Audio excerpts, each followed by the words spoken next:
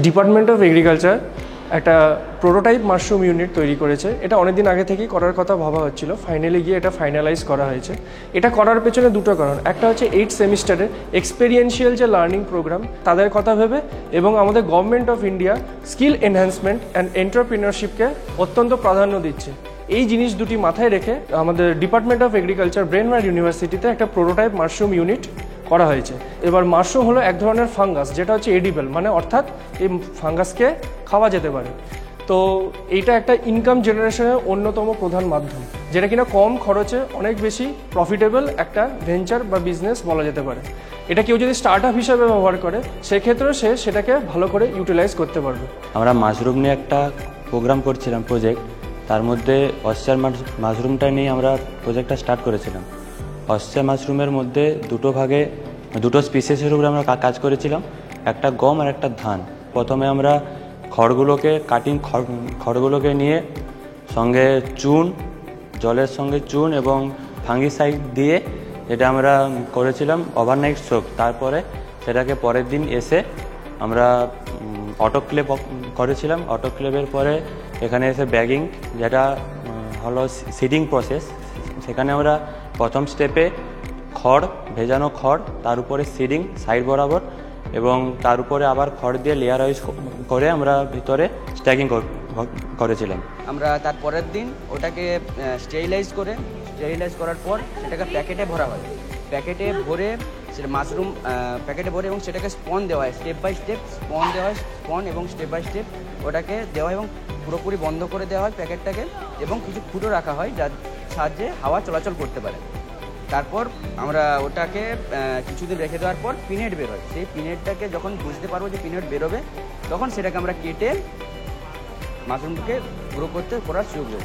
এখানে মাঝে মাঝে আমাদের ইনসেকটিসাইড স্প্রে করতে হয়, যাতে না কোনো বাইরে থেকে ইনসেক্ট আক্রমণ করে, এবং জল স্প্রে করতে ময়েশ্চারের জন্য টেম্পারেচার ঠিকঠাক রাখতে হয়। এবং আমরা এটা শীতকালের মাশরুমটা বেসিক্যালি শীতকালের উপরেই করা হয়, কারণ এটা শীতকাল এর জন্য আদর্শ। সেই জন্য আমরা পরীক্ষার মাঝেও, মানে এটা তো এগ্রিকালচার তো বেসিক্যালি প্র্যাকটিক্যাল বেসিস, তাই জন্য প্র্যাকটিক্যালের উপরে বেশি জোর দিতে হয়। পরীক্ষার মাঝেও আমরা এটার উপরে জোর দিয়েছিলাম, কারণ আগের দিন যদি আমরা খড় ভেজাই তো পরের দিন আমরা ওটাকে নিয়ে কাজ করতেই হবে। তো সেই জন্য আমরা পরীক্ষার মাঝে এর উপরে বেশি জোর দেওয়া হয়েছিল। আর আমাদের এটা টোটাল প্রসেস লাগে 18 থেকে 20 দিন। 18 দিনের মধ্যে আমরা পিনেটটা পেয়ে যাই, এবং 30 থেকে 40 দিনের মধ্যে ওটা আমরা হারভেস্টের জন্য উপযুক্ত হয়ে যায়। তারপরে আমরা ওটাকে হারভেস্ট করি এবং ছোট পিপি ব্যাগে করে আমরা ওটাকে প্যাকিং করে লেবেলিং করে বিক্রি করা হয়। পিউরোটাস সজল কাজু যত অয়েস্টার মাশরুম আছে তাদের মধ্যে অন্যতম সবথেকে সুস্বাদু এডিবল মাশরুম হলো পিউরোটাস সজল কাজু।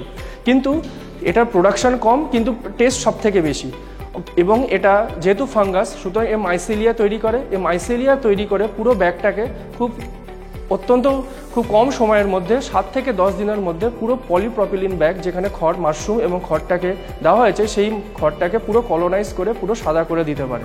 সুতরাং এবং যেহেতু দুটো টাইপের, এবং পিউরোটাস যে ফ্লোরিডা যেটা ধানের ওপর গ্রো করা হয়েছে, সেইটা তুলনামূলক কম স্পিডে গ্রো করে, মানে অর্থাৎ খড়কে এর তুলনামূলক কম কলোনাইজ করে, কিন্তু এর প্রোডাকশন অনেকটা বেশি অ্যাজ কম্পেয়ার টু সজল কাজু। ওই জন্য আমরা দুটো আলাদা স্পিসিসই আমরা এখানে গ্রো করেছি একটা কম্পারেটিভ অ্যানালিসিসের জন্য। সেটা হচ্ছে একটা হচ্ছে পিউরোটাস সজল কাজু, একটা হচ্ছে পিউরোটাস ফ্লোরিডা।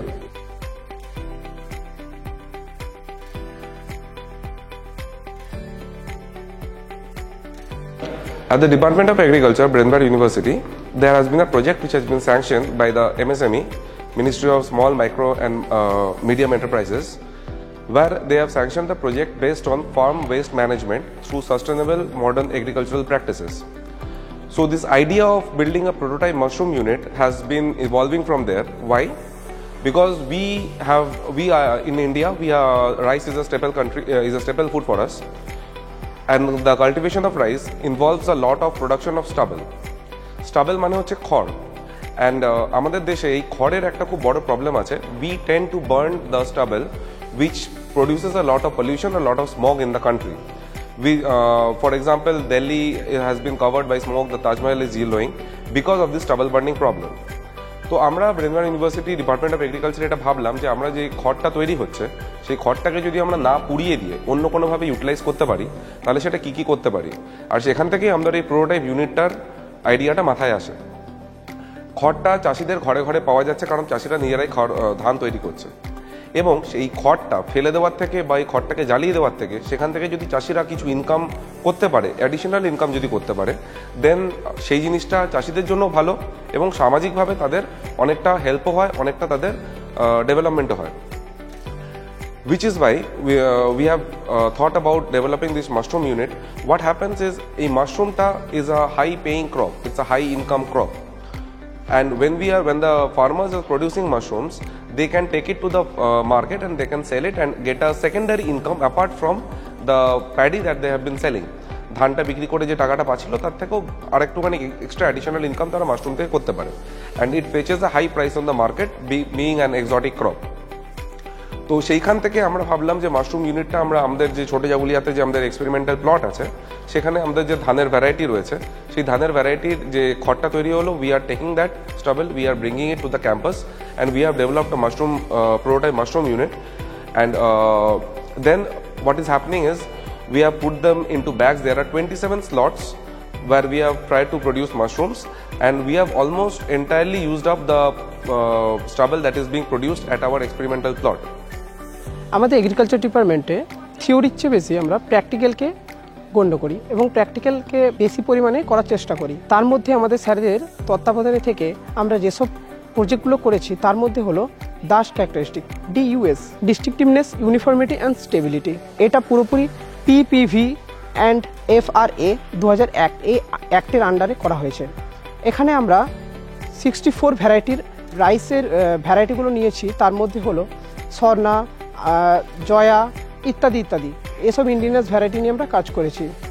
যে ডাসের ক্যারেক্টারিস্টিক্স এটা একটা লং প্রসেস, যেখানে খুব অনেক দিন ধরে আমাদের ডে বাই ডেতে ডাটা নিতে হয়। তার মধ্যে যে ডাটাগুলো আছে সেটা হচ্ছে 10 দিন, 40 দিন, 55 দিন, 60 দিন, 80 ডেজ, 90 ডেজ অ্যান্ড 92 ডেজ। ওকে, তো এখানে যে 10 দিনে যে ডাটাটা নিয়েছি, এটা লিভ ব্লেথ, তারপরে 40 দিনে যেগুলো আছে লিভের লেন্থ আছে, লিফের ব্লেথ আছে, লিফের মানে কতটা কালার আছে, লিফের গ্রিন কালারটা কতটা আছে, ইন্টেন্সিটি, সেসব। তাহলে 55 দিনে আমরা যে ডাটাটা নিয়েছি সেটা হচ্ছে এখানে 50% হেডিংস।